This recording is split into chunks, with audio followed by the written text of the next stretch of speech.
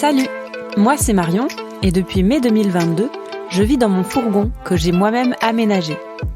Au gré de mes rencontres sur les routes, j'ai interrogé celles et ceux qui partagent le même mode de vie afin de comprendre en quoi cela fait sens pour eux.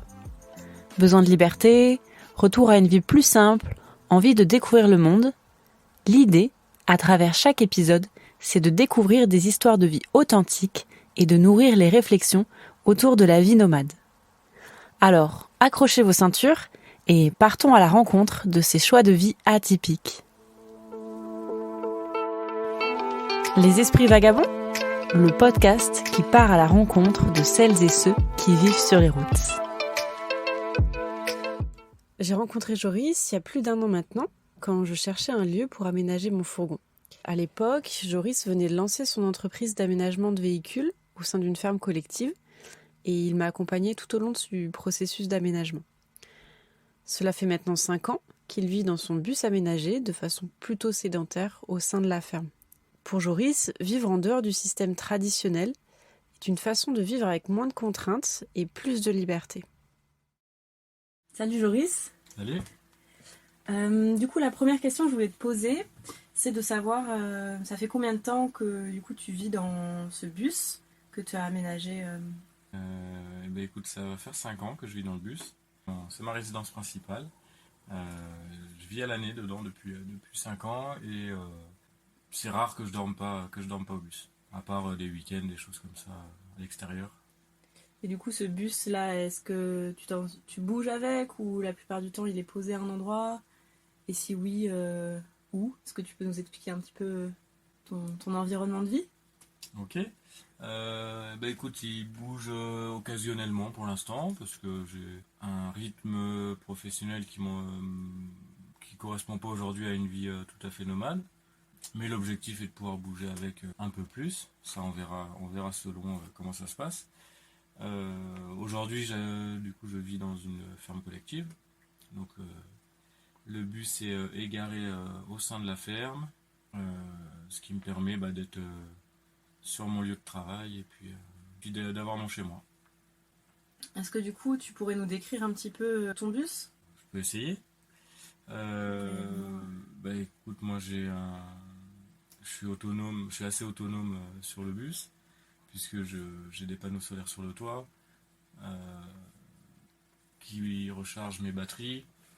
Donc à l'intérieur, je fais l'électricité avec une machine à laver si besoin, le frigo, et j'ai de l'eau en réserve, environ 300 litres, qui me permet d'avoir une bonne semaine ou deux d'autonomie selon la consommation en douche et vaisselle. Et niveau chauffage, du coup, je me chauffe avec un petit poêle à granulés qui du coup consomme peu d'énergie et permet de bien se chauffer.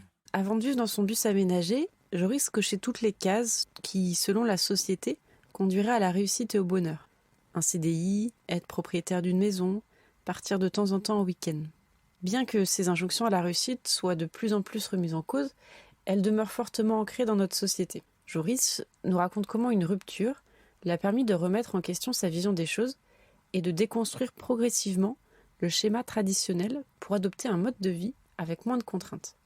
Et qu'est-ce qui, il y a 5 ans, du coup, t'a motivé à changer de mode de vie? C'est un déclic, un jour il y a un déclic qui fait qu'on se rend compte que la vie actuelle, comme elle est faite, avec la maison, etc., à l'époque, et je me suis rendu compte que c'était pas fait pour moi. Mais c'est après avoir construit tout ça que j'ai pu m'en rendre compte. Ce qui a fait vraiment basculer, c'est suite à une séparation. C'est là où je me suis rendu compte en fait que il y avait beaucoup de choses à payer et des choses auxquelles j'avais pas forcément besoin, comme une maison en dur à plein temps avec un jardin à entretenir et des factures à payer. Pas tout à fait la vie que j'avais envie à ce moment-là. Et du coup, en quoi ce mode de vie, ça répond à la vie que tu as envie d'avoir? Est-ce que là, tu parles beaucoup de de choses à entretenir, etc. Est-ce que du coup c'est un retour à un mode de vie plus minimaliste que tu cherchais? Plus de simplicité. Plus de simplicité dans ma vie, moins de contraintes. Voilà, la maison, voilà, comme je disais, t'as ton jardin à entretenir, donc t'as des fois où tu dois choisir entre partir en week-end ou faire ton jardin. Voilà. C'est ce genre de choix qui aujourd'hui est plus simple, puisque j'ai beaucoup moins de contraintes. Et beaucoup plus de temps du coup pour faire d'autres choses. Est-ce que pour toi il y a aussi un peu une volonté de sortir du système classique? L'idée de base était de sortir de ce schéma traditionnel de, de payer ses impôts comme il faut, d'entretenir une vie comme tout le monde. Ouais, effectivement, l'idée c'est de sortir de ça et de voir ce qui est possible et de se rendre compte que il y a plein d'autres choses possibles que ce schéma traditionnel. Est-ce que selon toi, le fait de vivre dans ton bus, ça a changé quelque chose au niveau de ta consommation énergétique et au niveau, je veux dire, plus environnemental? Alors ça change carrément, puisque là quand on ouvre le robinet, on compte les litres qui tombent. Donc oui, ça change complètement. Et c'est à ce niveau-là aussi qu'on se rend compte qu'on a besoin en fait de beaucoup moins d'eau, d'énergie en général pour les mêmes choses. Ouais. C'est sûr qu'à la maison, la douche, tant qu'on laisse le robinet ouvert, ça coule, c'est chaud. Là, il faut faire plus attention, sinon les réserves baissent vite. Mais avec une douche de 5 litres, on se douche très très bien. On n'a pas besoin d'une douche de 30 litres pour être propre. Ce que je trouve intéressant dans son discours, c'est comment la diminution des contraintes financières lui a permis de se concentrer sur ses passions et d'être davantage maître de son temps. Dans une époque où la vitesse et la productivité sont des injonctions quotidiennes, je trouve qu'il y a une forme de résistance à décider de ce que l'on fait de son temps, sans pour autant être absorbé par une autre injonction propre à notre société, qui est celle de la consommation. Ce qu'explique Joris me renvoie à plusieurs articles que j'ai récemment lus dans le hors-série du magazine Social Terre, qui s'intitule « Libérer le temps ». Son discours amène à repenser notre relation au travail, qui est le plus souvent une monétisation du temps et de l'énergie au profit de quelqu'un d'autre ou d'une entreprise.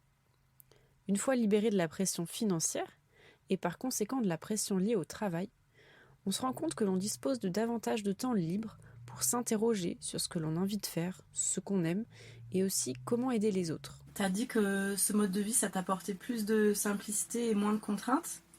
Est-ce que tu dirais aussi que tu te sens plus libre maintenant que dans ta vie d'avant? Oui, je me sens plus libre carrément parce que beaucoup moins de contraintes. Je suis plus libre de mes mouvements, de pouvoir faire ce que je veux puisque j'ai plus d'air en fait. Hein. J'ai plus d'air financièrement. Déjà, c'est important parce que le fait de plus payer, de plus avoir un système, être dans un système traditionnel, on se retrouve sans crédit maison, avec moins d'impôts, etc. Donc effectivement, ça donne plus d'air, moins de pression au niveau salaire. On se contente de beaucoup moins. Et donc le fait qu'il y ait moins de dépenses matérielles et que du coup tu puisses avoir un métier sans avoir à penser derrière tout l'aspect financier, est-ce que tu penses que tu es aussi plus épanoui dans ton travail actuel? Les deux me conviennent. Évidemment, le côté faire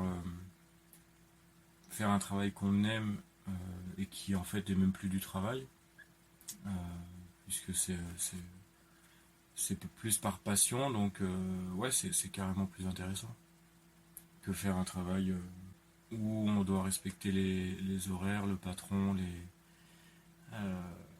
toutes sortes de contraintes qui pareil, je parle beaucoup de contraintes parce que c'est ça quoi. Aujourd'hui, les contraintes, il y en a toujours, hein, mais elles sont pas du tout les mêmes, elles sont pas au même niveau. Est-ce qu'il y a des choses auxquelles tu as renoncé en changeant de mode de vie? Et écoute, j'ai pas l'impression d'avoir des manques en tout cas. J'ai tout ce dont j'ai besoin. Pensais peut-être avoir besoin de plus avant, En fait, et aujourd'hui, je me rends compte qu'en ayant moins, j'ai aussi moins de besoins. Je pense pas avoir moins d'amis aujourd'hui, moins de choses à faire. Un des aspects qui diffère de la plupart des personnes que j'ai rencontrées dans le cadre de ce podcast, c'est l'aspect plus sédentaire de la vie de Joris, qui a des conséquences sur le plan administratif et sur le plan social. Bien que son arrivée à la ferme se soit faite par hasard et qu'une vie plus solitaire ne lui fasse pas peur, la possibilité de se poser dans un lieu collectif pour répondre aux besoins d'ancrage et de nouer des relations plus durables qui se font parfois ressentir quand on vit seul sur les routes. D'ailleurs, la ferme collective où vit Joris est souvent un lieu de passage pour les personnes qui vivent en véhicule aménagé et qui s'y posent avant de repartir. Donc là, tu vis dans une ferme collective avec ton bus.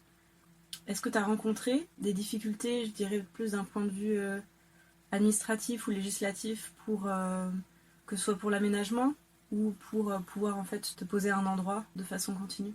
Aujourd'hui, j'ai eu la chance jusqu'à aujourd'hui de tomber dans des endroits où ça se passe bien, parce que c'est sur des terrains privés et que les propriétaires sont d'accord, sans du coup déclaration particulière. Sachant que le véhicule bouge, je suis un simple véhicule qui est garé et qui peut se déplacer du jour au lendemain, donc en soi il n'y a pas de contrainte administrative à ce niveau-là.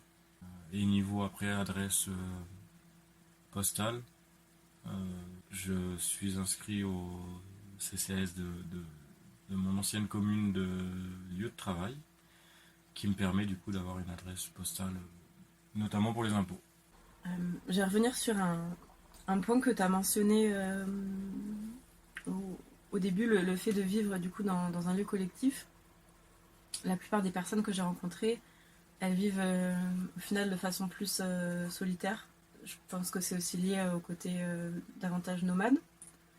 Est-ce que pour toi c'est aussi important le fait d'être ancré dans un collectif pour garder une vie sociale et pouvoir créer aussi des liens sur le long terme?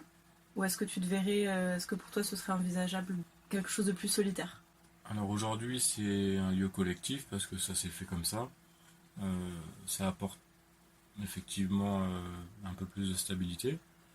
Mais en soi, une vie plutôt saisonnière, on crée quand même des liens, petite stabilité, peut-être sur plutôt un mois, 2 mois. Mais je crois qu'on peut les retrouver quand même. Mais je m'interdis aucun. Voilà. J'aurais pas de souci à faire les saisons, j'ai pas de doute là-dessus. Le côté plus solitaire me fait pas peur. Et au contraire, ça permet de rencontrer, d'aller plus à la rencontre des gens. C'est beaucoup plus facile dans ce schéma-là, plutôt qu'effectivement être sur un lieu plutôt en permanence. Joris s'est lancé dans l'aménagement de son bus de façon autodidacte grâce à Internet et aux réseaux sociaux. Aujourd'hui, et grâce à son entreprise, il accompagne celles et ceux qui souhaitent aménager leur véhicule, que ce soit de façon occasionnelle ou dans une volonté de sortir d'un système qui ne leur correspond plus. Et avant de te lancer là-dedans, est-ce que tu connaissais d'autres personnes qui avaient aménagé du coup un véhicule pour vivre à l'année dedans? T'en avais discuté un petit peu et il y avait des sortes de comme des idées ou des valeurs communes qui t'avaient donné envie de faire la même chose? Alors non, je connaissais personne qui dans mon entourage qui avait aménagé de véhicule. Je me suis renseigné sur internet, les forums, voir un peu ce qui était possible en termes financiers surtout, ce à quoi je pouvais accéder. Mais j'avais personne autour de moi qui avait déjà eu ce projet. Par contre, à partir du moment où j'ai eu le projet, j'en ai évidemment discuté autour de moi sur mon cercle proche et tout le monde a adhéré très vite. Est-ce qu'il y a des questions ou des remarques de tes proches quand tu leur as parlé de ton projet, ou voilà, des gens avec qui tu discutes qui reviennent souvent? Les questions qui reviennent, c'est un peu souvent les mêmes. C'est ah bon, mais tu vis dans un bus, mais t'as pas froid l'hiver, t'as pas chaud l'été. Voilà, c'est surtout des questions techniques. Est-ce que tu as de l'eau? Voilà, les gens sont un peu dans l'inconnu et imaginent pas trop ce qui est possible de faire dans un véhicule aménagé.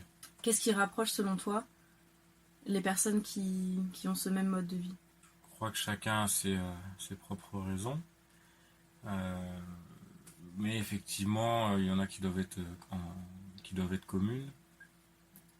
Je crois que le besoin de sortir d'un système qui nous correspond pas est présent de toute façon souvent. De ne pas adhérer à un système traditionnel, ouais, parce que ça peut être un point commun. Et une manière de sortir de ça. Si vous avez aimé ce podcast, n'hésitez pas à laisser un avis sur vos plateformes d'écoute préférées. Vous pouvez également vous abonner pour suivre de nouvelles aventures en compagnie des esprits vagabonds.